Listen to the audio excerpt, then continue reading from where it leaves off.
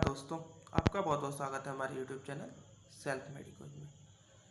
तो आज हम लोग ऑर्गेनन ऑफ मेडिसिन पढ़ रहे हैं। ऑर्गेनन ऑफ मेडिसिन का हम लोग एफोरिज्म सीरीज पढ़ रहे हैं, जिसमें कि हम लोग होम्योपैथिक एफोरिज्म को समझ रहे हैं। ठीक है, तो अगर आप चैनल पर नहीं हो तो चैनल को सब्सक्राइब कर लें। ठीक है, चलिए शुरू करते हैं। तो आज हम लोग देखेंगे एफोरिज्म नंबर 7। ठीक है, एफोरिज्म 7। तो हम पहले एफोरिज्म 7 पढ़ लेते हैं। एफोरिज्म 7 है क्या? एफोरिज्म 7 कहता है कि no as in a disease from which no manifestation exciting or maintaining causa occasionalis has to be removed, we can perceive nothing but the morbid symptoms. It must regard being has to the possibility of a miasm and attention paid to the accessory circumstances. Aphorism 5.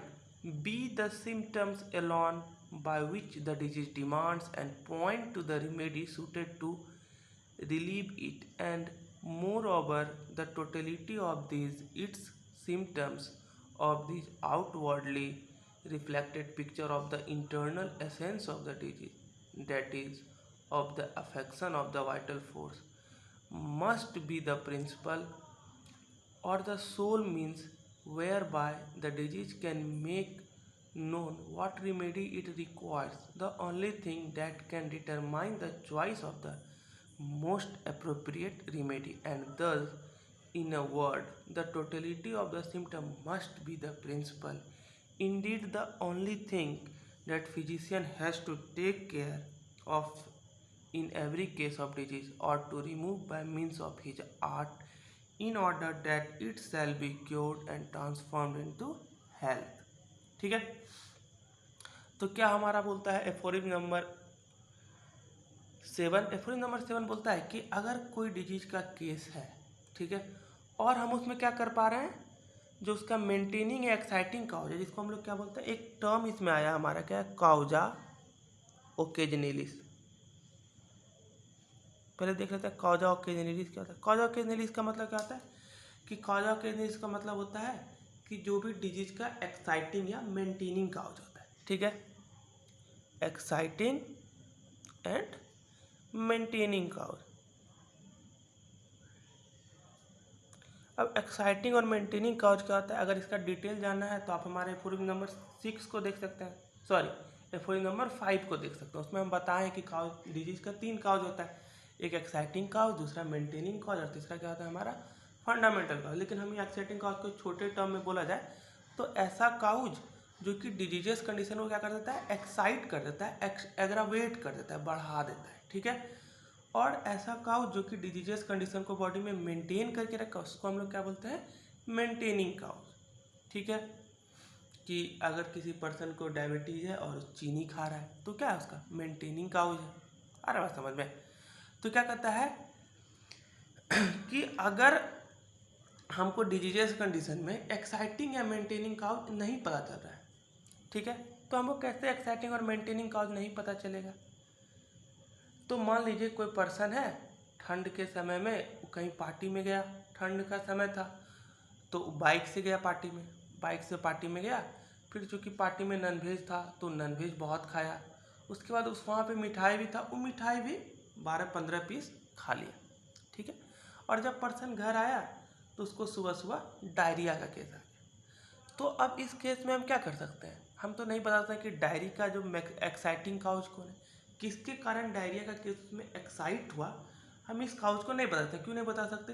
क्योंकि अगर एकोनाइट का हम case देखेंगे तो एकोनाइट के case में क्या होता है कि पर्सन का डिजीज कोल्ड से एग्रावेट करता है। ठीक है, लेकिन उस मिठाई भी खाया है और साथ ही साथ वो स्पाइसी फूड भी खाया है। अगर नक्श भूमि का केस देखेंगे तो स्पाइसी फूड आ जाएगा वहाँ पे। तो चूंकि यहाँ पे एक से ज़्यादा एक्साइटिंग काउज है और सारा काउज एक ही साथ हुआ, एक ही साथ बहुत सारा काम कर लिया, तो हम डिफ्रेंशिएट नहीं कर पा रहे हैं कि यहाँ पर एक्साइटिंग काउज कौन है। ठीक है, तो एफोरिज्म नंबर 7 क्या बोलता है कि अगर किसी डिजीजियस कंडीशन में एज ए फिजिशियन आप एक्साइटिंग और मेंटेनिंग काउज को नहीं पता कर पा रहे हैं कि कौन है, तो वहाँ हम लोग क्या करेंगे, हम लोग को सिर्फ और सिर्फ क्या मिलेगा, पर्सन का सिम्टम मिलेगा। तो वहाँ पे जो मेरा मेडिसिन होगा हम किसके साथ देंगे, टोटलिटी ऑफ सिम्टम के आधार पर देंगे, ठीक है, क्योंकि टोटलिटी ऑफ सिम्टम ही हमको परफेक्ट पिक्चर ऑफ डिजीज देगा, ठीक है। तो क्या कहता है, be the symptom alone by which the disease demand and point to the remedy suited to relieve it, ठीक है। तो क्या कहता है कि उस केस में जहाँ हमको एक्साइटिंग या मेंटेनिंग काउज नहीं मिल पाता, वहाँ हम क्या करते हैं, सिर्फ और सिर्फ हमको टोटलिटी ऑफ सिम्टम ही हमको ट्रू पोर्ट्रेट ऑफ डिजीज दे पाता है। और क्या होता है कि हम क्या होगा, टोटलिटी ऑफ सिम्टम तो क्या देगा हमको, ट्रू पोर्ट्रेट देगा।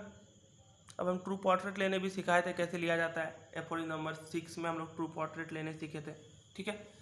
तो टोटलिटी ऑफ सिम्टम, और फिर क्या कहता है कि अगर हम टोटलिटी ऑफ सिम्टम का रिमूवल कर दें, क्या कर दें, टोटलिटी ऑफ सिम्टम का केवल रिमूवल कर दें, तो उससे क्या होगा, हमारा डिजीज ठीक हो जाएगा, ठीक है। इसमें लिखा हुआ है the totality of symptom must be the principal, indeed the only thing the physician has to take note in every case of disease. कहता है कि अगर आपको कॉज ऑफ केस पता नहीं चल रहा है तो वहाँ हमको मेडिसिन सिलेक्शन में सिर्फ और सिर्फ टोटलिटी ऑफ सिम्टम को ध्यान में रखना है, ठीक है। यानी हम कह सकते हैं कि अगर हम रिमूवल ऑफ टोटलिटी करें, इसका मतलब क्या होगा, रिमूवल ऑफ डिजीज हो जाएगा, ठीक है। जब उसका सिम्टम ही हम रिमूव कर दिए तो अब डिजीज में कुछ बचा ही नहीं, ठीक है। आ रहा बात समझ में।